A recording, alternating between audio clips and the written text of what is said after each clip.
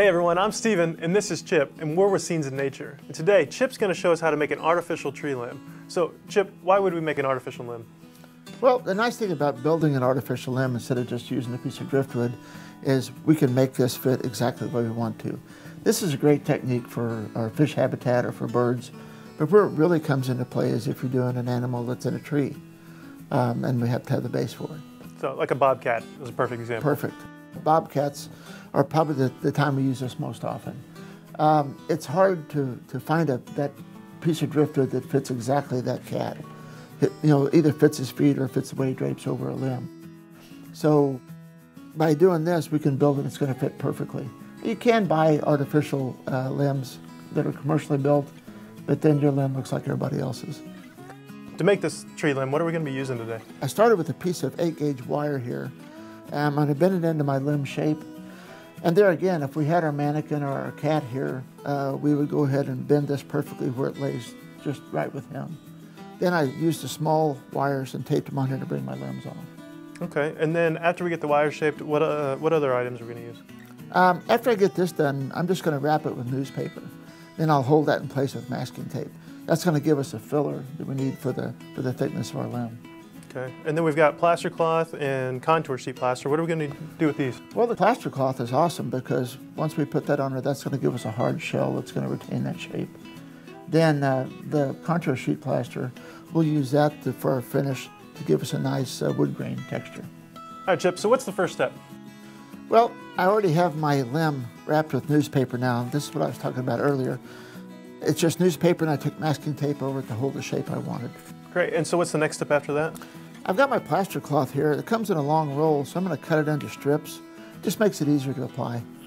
And you're just using regular scissors to cut that? Yeah, that's a great thing about this, is you don't have to have any kind of tin snips or anything to work with it. Any scissors will work great. So now that our Plaster Cloth strips are cut, what's the next step? Well, I'm going to take my strips, I'm going to dip it in water, then I'm just going to form it to my limb. One important thing to remember when you do this is make sure you overlap your Plaster Cloth strips because it makes your limb a lot stronger. And you'll notice he's overlapping by about 50% of the previous strip. We can make a limb of any size, right? You really can. This is a pretty small limb for a small cat, but if we were going to shift to larger animals like a mountain lion or a leopard, we wanted to build a big limb, I would probably, instead of using wire, I'd go with a 2x2 or 2x4 piece of lumber, and then I'd use the exact same technique. This also works great for turkey limbs. If you notice now I'm coming out on this short limb here, this is where your narrow strip really is nice, because the more narrow you make your strips, the easier it is to make these turns. If we had a big sheet, this would be kind of a problem. Another thing you'll notice is he's not soaking in that water. He's just dipping it in there, getting it wet. That way it doesn't let the plaster come off of that cloth before he starts smearing it under the limb. I'm going to stop on this one right now and set it aside. I have one that's already done and dry. That'll allow us to go to the next step. Great. So now that the Plaster Cloth strips are dry, what's the next step? I'm going to apply my Contour Sheet Plaster to my limb. Before I do that, of course, I'm going to mix it up. I'm going to use one of our bowls from our mixing set.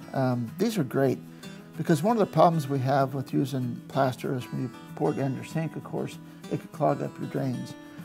With this, I don't even bother. When I'm finished with this, I'm going to let it dry in here. Then I'm just going to break it out. Great. Well, let's go and get started then.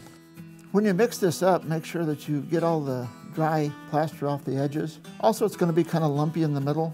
Just keep mixing it to get everything nice and smooth and consistent. This is looking pretty good.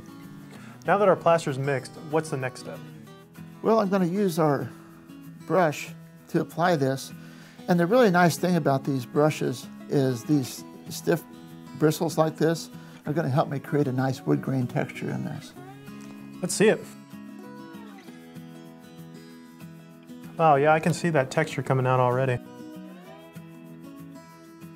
I noticed you started at the end of the limb. Is there a reason or is that just preference? Well, as I paint this texture in here, I'm going to be mindful of how my wood grain would go. And also this allows me to keep flipping this and turning it. I have a good dry hand hold here. It's really very easy. All right, Chip, so is there any cool tips or techniques that we can do? There are. One kind of fun thing to do is I can put a knot hole in here real easy. Wow, so all you just sweep to the left, sweep to the right, came back and just dabbed it in there to add a little texture into the middle of that knot hole? I did, and this one is very general, but the nice thing about this plaster is it dries fairly slowly, so I can come back into some detail tools and I can really define that and make it look very realistic. I'm actually going to stop on this one now and I'll finish it off camera. Okay, so after the plaster is dry, what would be the next thing you'd do? Well, then I'll come back with our rock color system and I'll add in the colors I want. And then if you want, you can use our Nature's Fiber line to create a moss effect on there. These things are great to put moss on. It really looks natural on them. Chip, thanks so much for showing us how to make this limb. It looks awesome. Be sure to follow us on Facebook and Instagram and subscribe to our YouTube channel for more videos. And for more product knowledge, go to scenesinnature.com. Thanks for watching.